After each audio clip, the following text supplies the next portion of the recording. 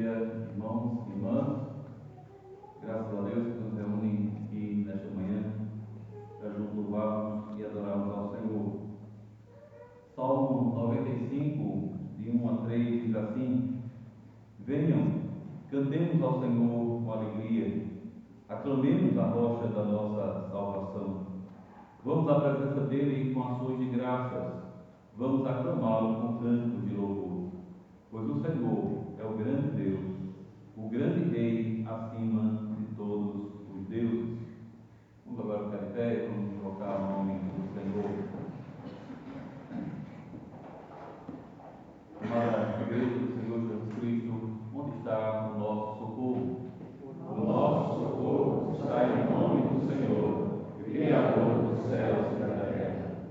Recebam em nome do Senhor a saudação a vocês, graça e paz da parte de Deus nosso Pai e do Senhor Jesus Cristo. Amém. Agora vamos responder a esta saudação cantando o hino 12.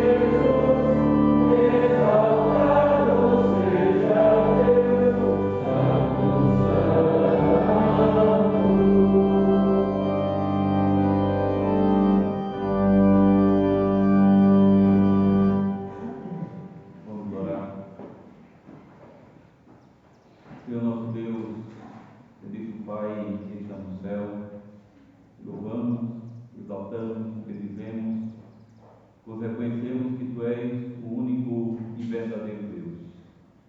Queremos, Senhor, nesta manhã, Te dar o louvor que a Ti é devido. Mas reconhecemos, Senhor, que somos pecadores e dignos de estar em Tua presença. Mas reconhecemos também, Senhor, que é somente por Tua graça, é somente pela mediação do Teu bendito Filho, o nosso Senhor Jesus Cristo, que podemos chegar diante de Ti, podemos Te chamar de Pai, podemos Te adorar, Senhor, em espírito e em verdade. Por isso Te pedimos, ó Senhor, perdoe os nossos pecados, purifica-nos, Senhor, de toda iniquidade. Tira de nós, Senhor, tudo aquilo que não provém de Ti, tudo aquilo que não Te agrada, e dá, Senhor, que possamos, com os nossos corações completamente arrependidos e entregues a Ti, poder Te servir, poder viver, Senhor, conforme a Tua vontade, segundo o Teu bom propósito e para o louvor da Tua glória. Louvamos, Senhor, da vida de cada irmão, de cada irmã, de cada família. Rogamos ao Pai que o Senhor abençoe, ó Deus, cada lar, cada casal, Senhor, restaurando, fortalecendo, ó Deus.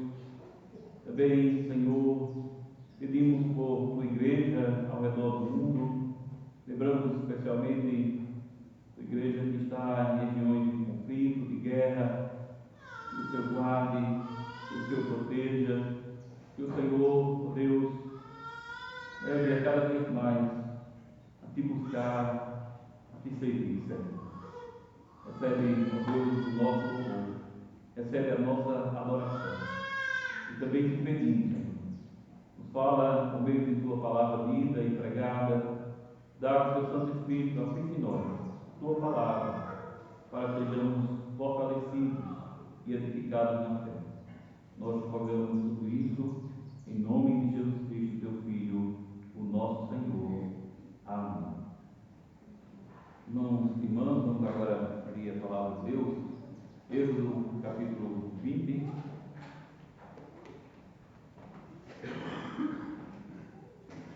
Nós vamos ler as 10 palavras da aliança de Deus com o seu povo, os 10 mandamentos. Êxodo capítulo 20.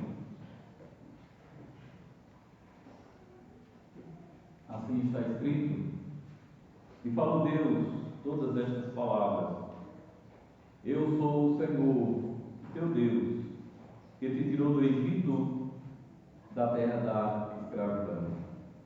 Não terás outros deuses além de mim. Não farás para ti nenhum ídolo, nenhuma imagem de qualquer coisa no céu, na terra ou nas águas debaixo da terra. Não te prostrarás diante deles, nem lhes prestarás culto, porque eu, o Senhor, o teu Deus, sou Deus zeloso, que castiga os filhos pelos pecados de seus pais, até a terceira e quarta geração daqueles que me desprezam. Mas trato com bondade até 1000 gerações aos que me amam e obedecem aos meus mandamentos. Não tomarás em vão o nome do Senhor, teu Deus, pois o Senhor não deixará impune quem tomar o seu nome em vão. Lembra-te do dia de sábado para santificá-lo. Trabalharás 6 dias e neles farás todos os teus trabalhos. Mas o 7º dia é o sábado dedicado ao Senhor, o teu Deus. Nesse dia não farás trabalho algum, nem tu, nem teus filhos ou filhas, nem teus servos ou servas, nem teus animais, nem os estrangeiros que morarem em tuas cidades. Pois em 6 dias o Senhor fez os céus e a terra, o mar e tudo que neles existe, mas no 7º dia descansou. Portanto, o Senhor abençoou o 7º dia e o santificou. Honra teu pai e tua mãe, a fim de que tenhas vida vida longa na terra que o Senhor, o teu Deus, te dá. Não matarás, não adulterarás, não furtarás, não darás falso testemunho contra o teu próximo, não cobiçarás a casa do teu próximo, não cobiçarás a mulher do teu próximo, nem seus servos ou servas, nem seu boi ou jumento, nem coisa alguma que lhe pertença. Amém.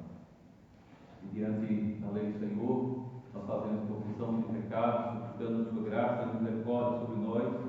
Nós vamos fazer isso cantando o Salmo 130.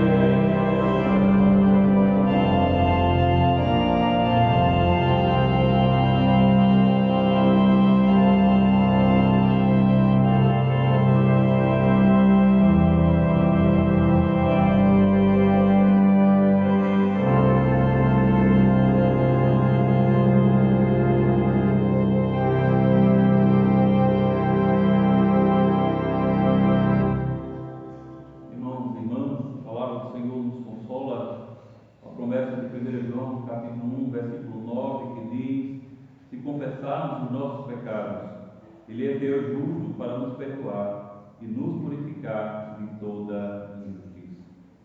Então, irmãos, confiados naquele que deu a sua vida por nós temos perdão dos pecados e a promessa de que em Cristo nós somos santificados, justificados diante do Senhor. Vamos mais uma vez abrir a palavra de Deus. Livro do profeta Isaías, capítulo 53. Isaías 53.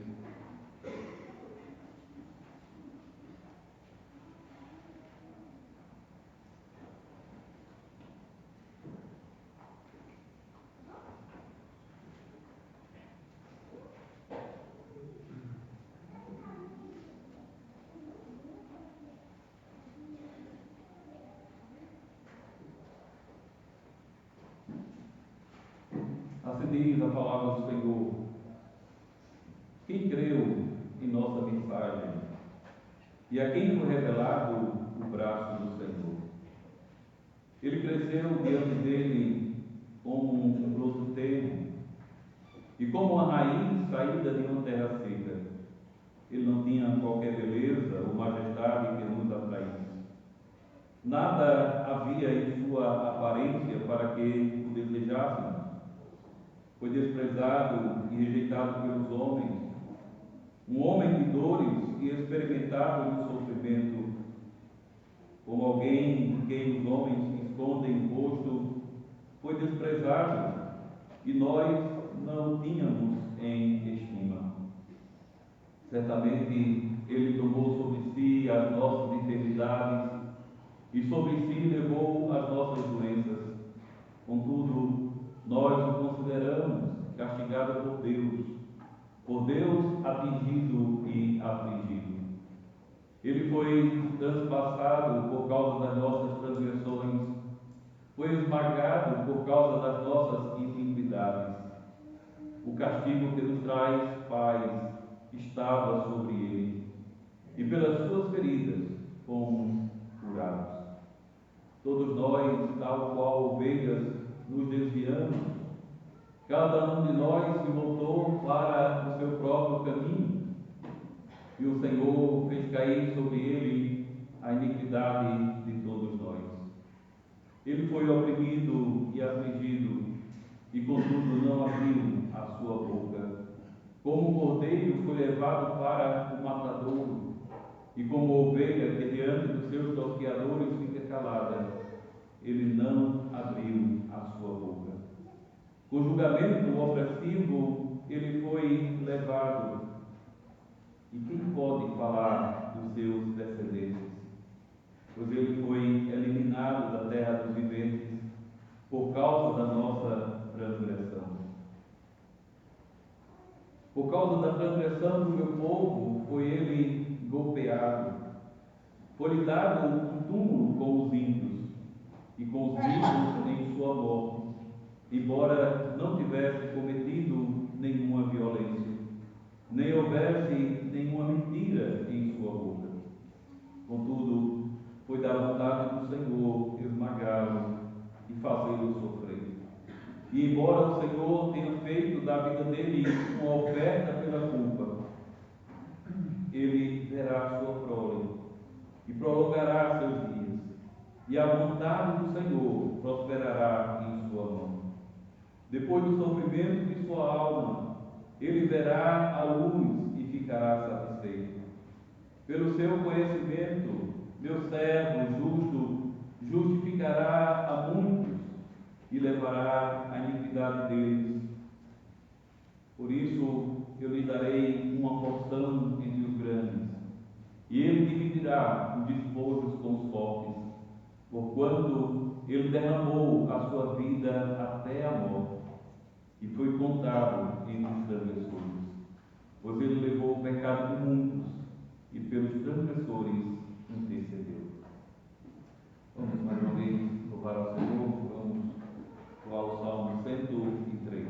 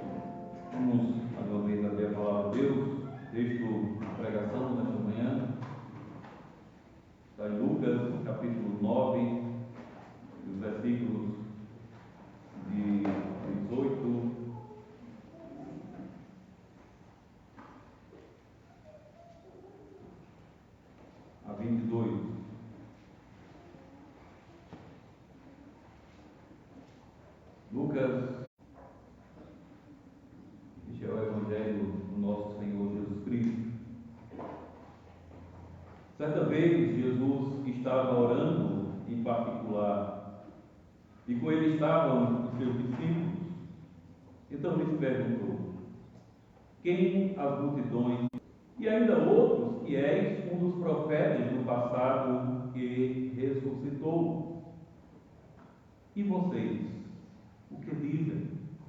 Perguntou. Quem vocês dizem que eu sou?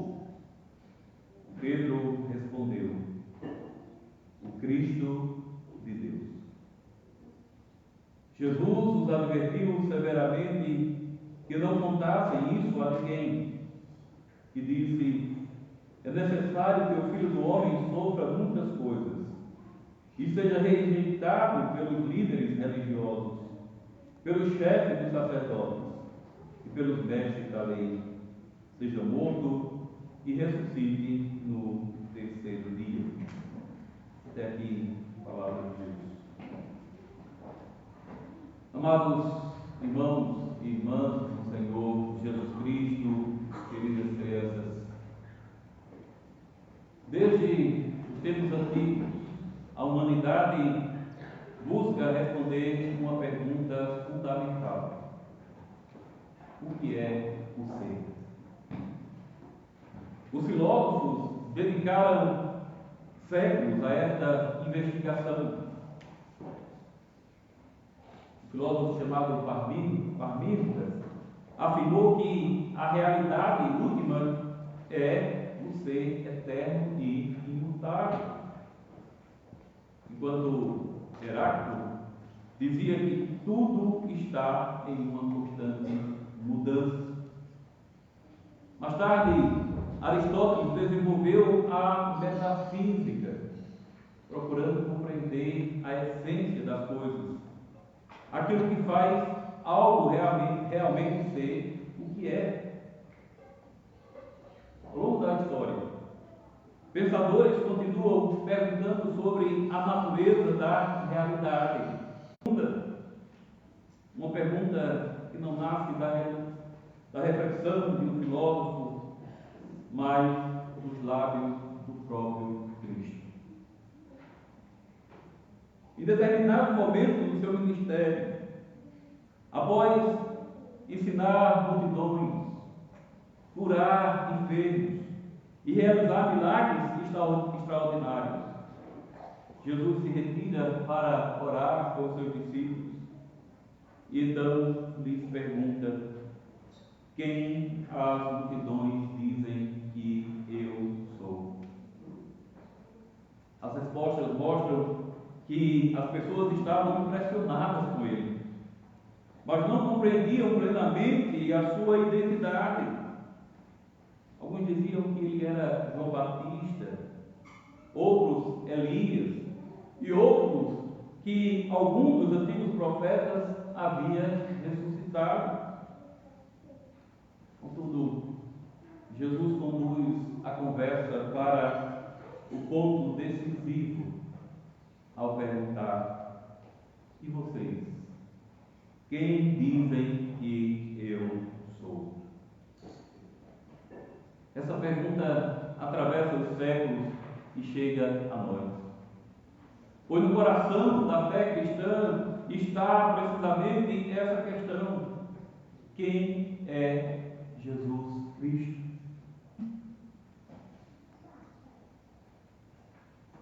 É isso que o texto do Evangelho de Lucas, capítulo 9, versículos de 18 a 22, nos leva a considerar hoje sobre o tema o Cristo de Deus. Nós veremos, em primeiro lugar, as opiniões da multidão sobre Jesus. Para compreender bem esse primeiro ponto, precisamos lembrar o contexto do ministério de Jesus até aqui no Evangelho de Lucas. Nos capítulos anteriores do Evangelho, Jesus tem realizado obras extraordinárias.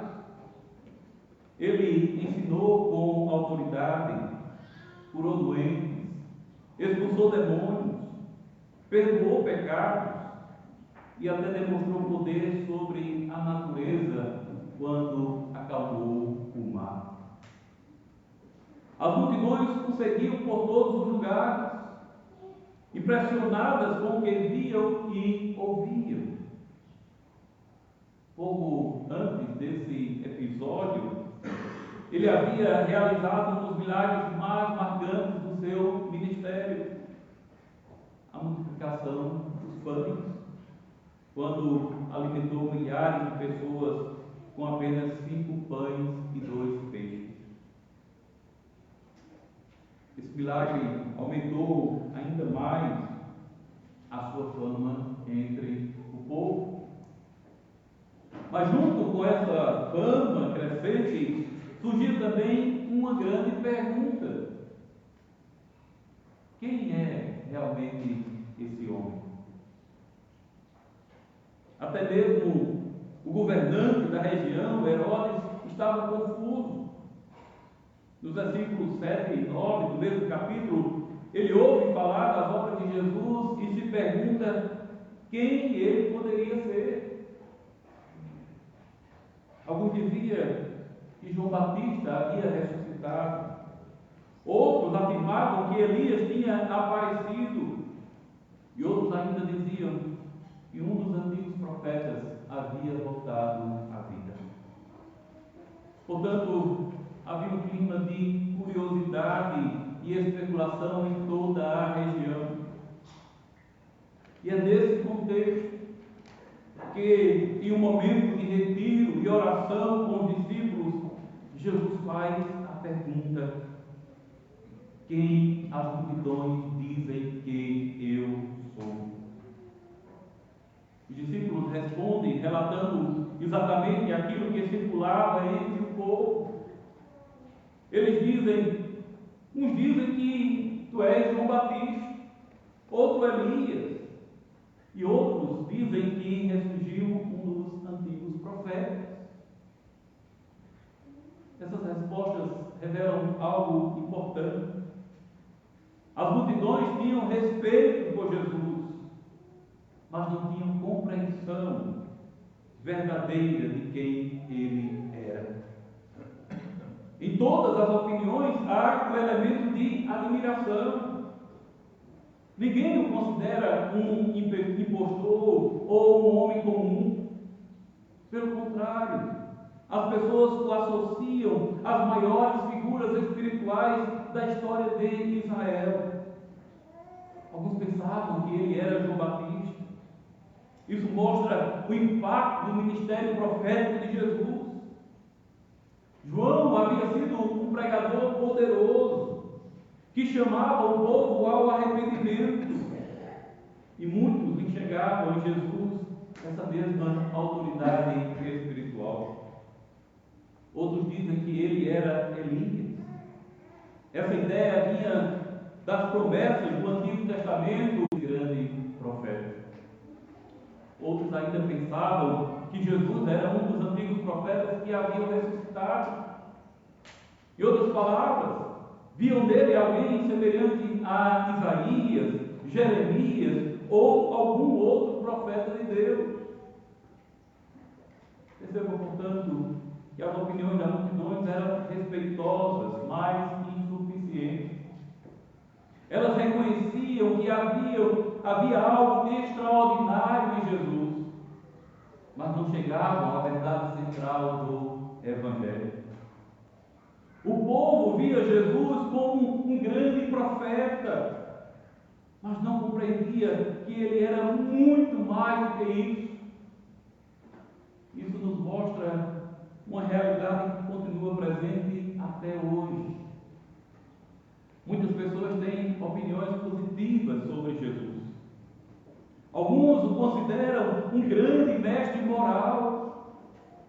Outros o veem como um exemplo de amor e compaixão. Há quem o admirem como um líder espiritual ou um reformador religioso. No entanto, apesar de todo esse respeito, muitas vezes falta o reconhecimento mais importante. que Jesus é o Messias prometido, o Filho de Deus e o único Salvador. Portanto, esse primeiro ponto do texto, a pergunta pessoal de Cristo. Depois de ouvir as multidões, a opinião das multidões, Jesus conduz a conversa para... Até aquele momento, os discípulos estavam apenas relatando o que os outros pensavam. Era relativamente fácil falar sobre a opinião das pessoas. Mas agora Jesus muda completamente o foco da conversa. O texto diz que ele lhes perguntou: e vocês? Quem dizem que eu sou? Essa pequena pergunta marca uma mudança decisiva. Até aqui o assunto era a multidão. Agora o assunto são os próprios discípulos.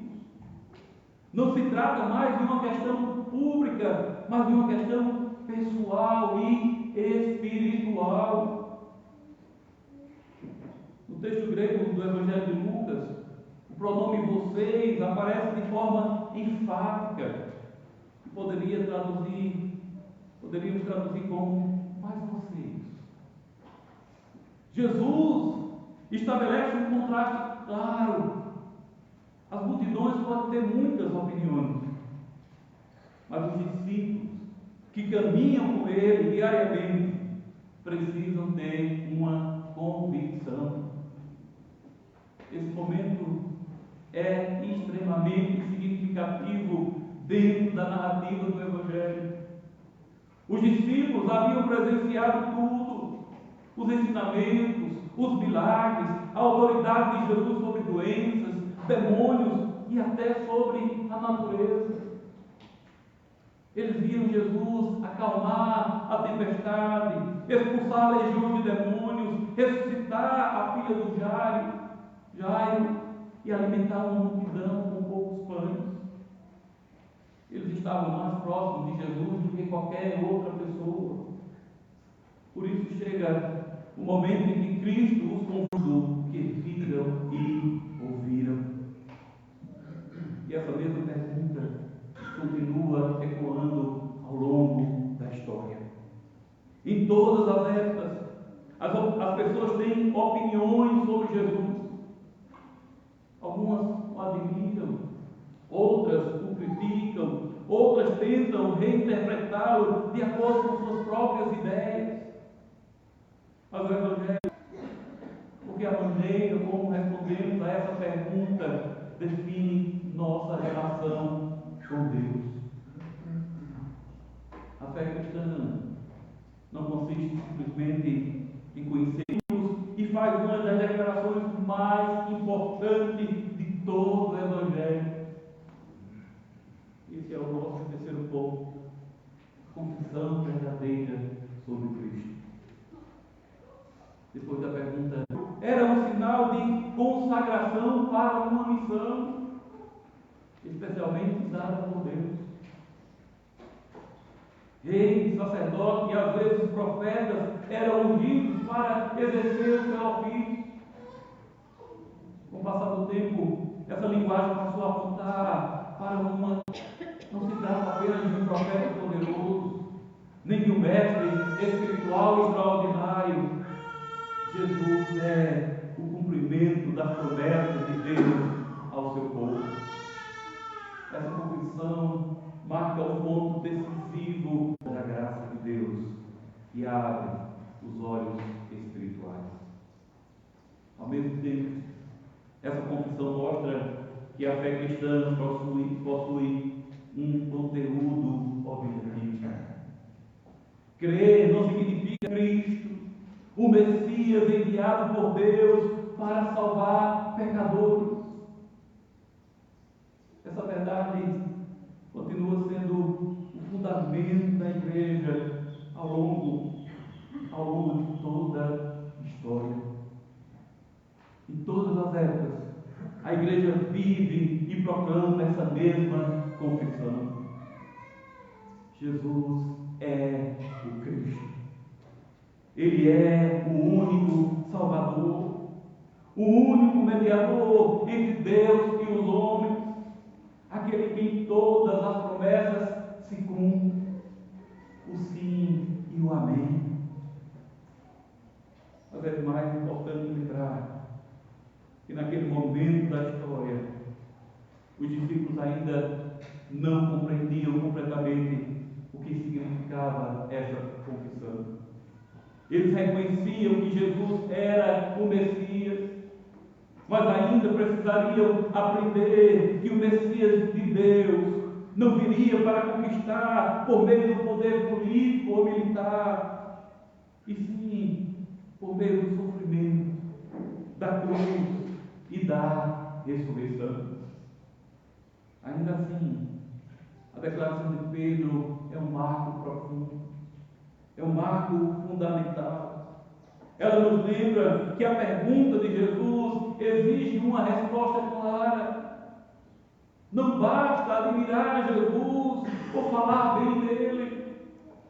A verdadeira fé precisa confessar com convicção e confiança: Jesus é o Cristo de Deus, o Salvador prometido e o Senhor da nossa vida. Isso nos leva ao quarto e último ponto: a necessidade de compreender corretamente o Messias.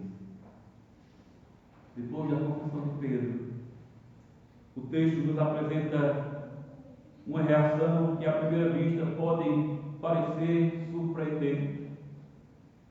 O versículo 21 diz que Jesus advertiu severamente os discípulos e lhes ordenou que não dissesse isso a ninguém. Por que Jesus fez isso? Afinal, Pedro acabara de declarar uma verdade fundamental: Jesus é o Cristo de Deus. Se essa é a verdade central do Evangelho, por que não proclamá-la imediatamente? A razão está no fato de que, naquele momento, ainda havia uma compreensão incompleta sobre o significado de ser Messias.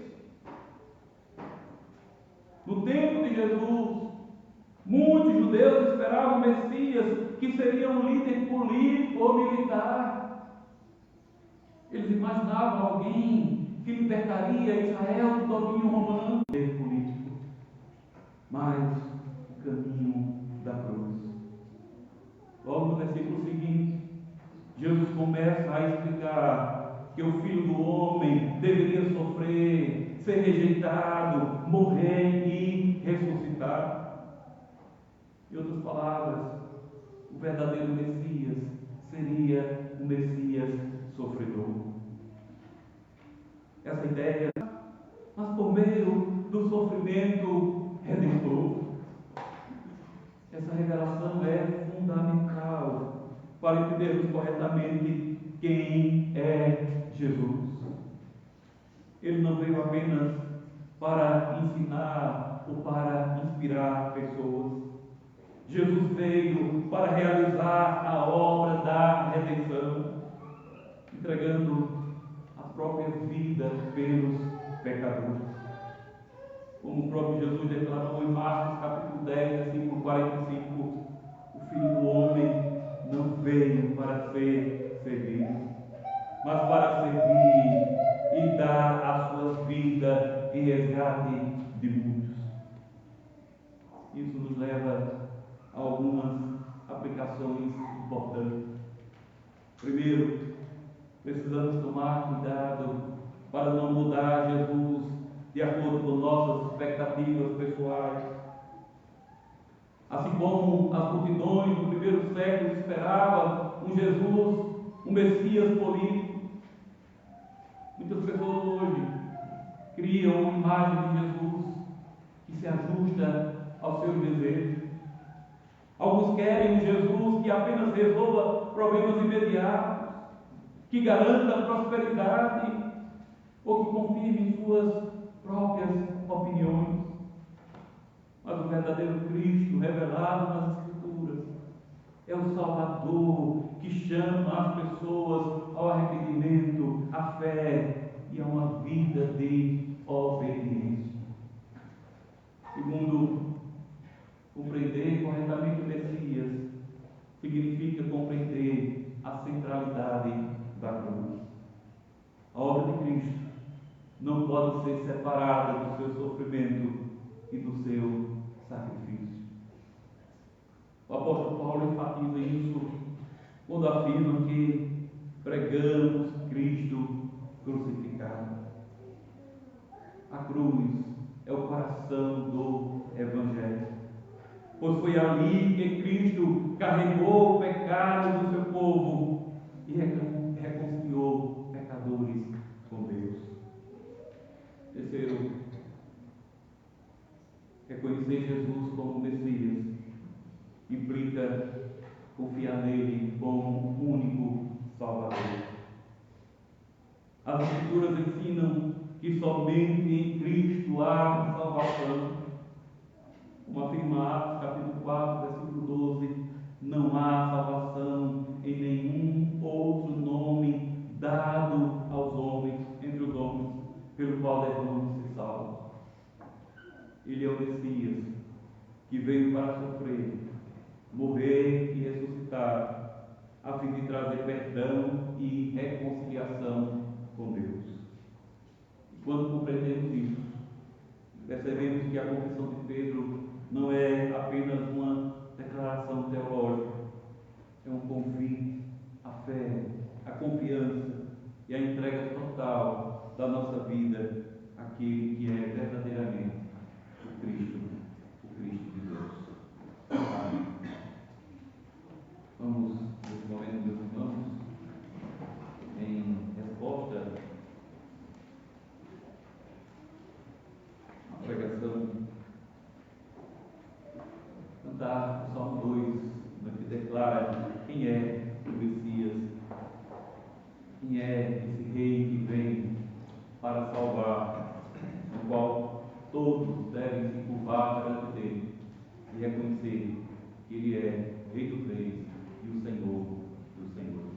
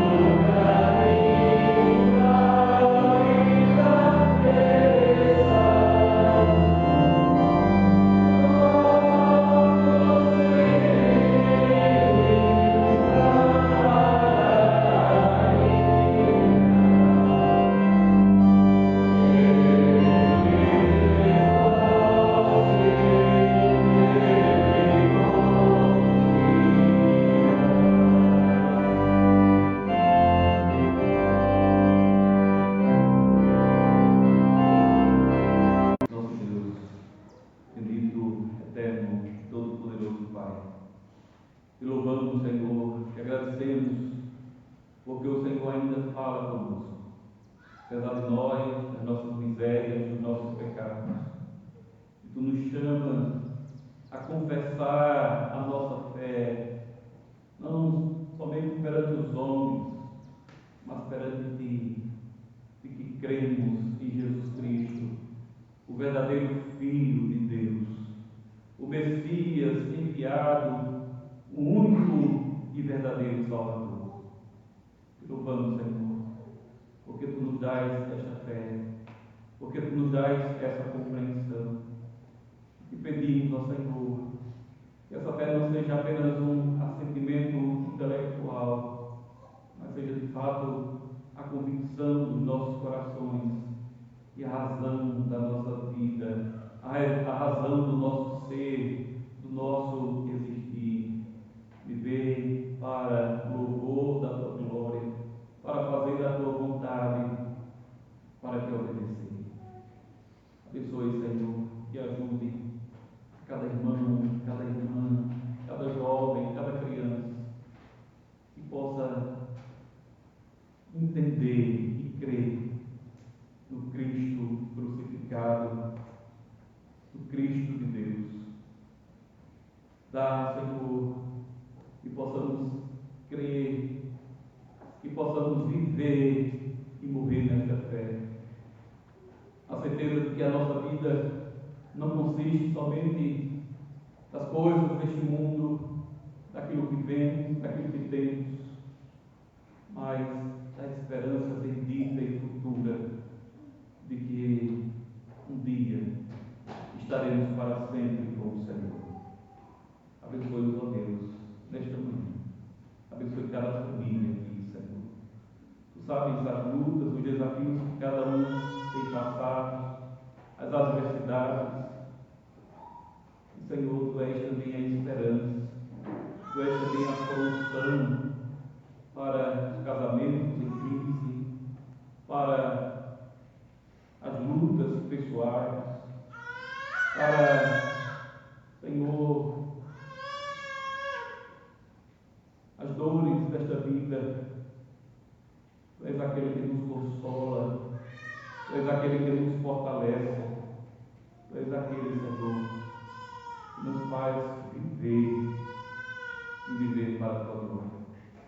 Abençoe, ó Senhor, os governantes deste mundo, para que temam a Ti, para que se prostrem perante Ti e reconheça que Tu és o Senhor. Tem misericórdia, Deus, as pessoas que vivem em região de conflito, em região de guerra. Lembramos especialmente da igreja ali no Irã. Pedimos que o Senhor tenha misericórdia, que o Senhor tenha misericórdia dos inocentes, que o Senhor guarde e proteja, ó Deus. E também, ó Deus, que o Senhor liberte aquele povo daquele governo opressor. Abençoe-nos, ó Pai, abençoe também o nosso país, que vive em constante conflito político, conflito moral, conflito ético, onde nós vemos tanta corrupção, Senhor, a cada dia. Parece que nós nos acostumamos, parece que é o normal. Ó Senhor, desperta também o nosso povo. Levanta, Deus, Tua igreja para denunciar o pecado. Levanta também, Senhor, homens e mulheres comprometidos com a verdade para fazer diferença em nosso país, em nossa nação. Abençoe, Senhor, também lembramos dos enfermos, aqueles que estão em processo de virose. Senhor, força, restaure aqueles que estão enfermos em nosso meio, problemas de circulação, problemas de pressão alta, diabetes. Ó Deus, dá força e ajuda a cada um. Lembramos também de Versa, de Mavi, que estão ali em recuperação. Senhor, se com eles, ó Deus, transforma-nos pelo Teu poder. Abençoe-nos, Senhor, no restante deste dia. Dá-nos que possamos reconhecer que este é o Teu dia, dia do Senhor. Que possamos em tudo honrar e glorificar o teu nome. Nós pedimos isso em nome de Jesus, o teu Filho. Amém. Em nome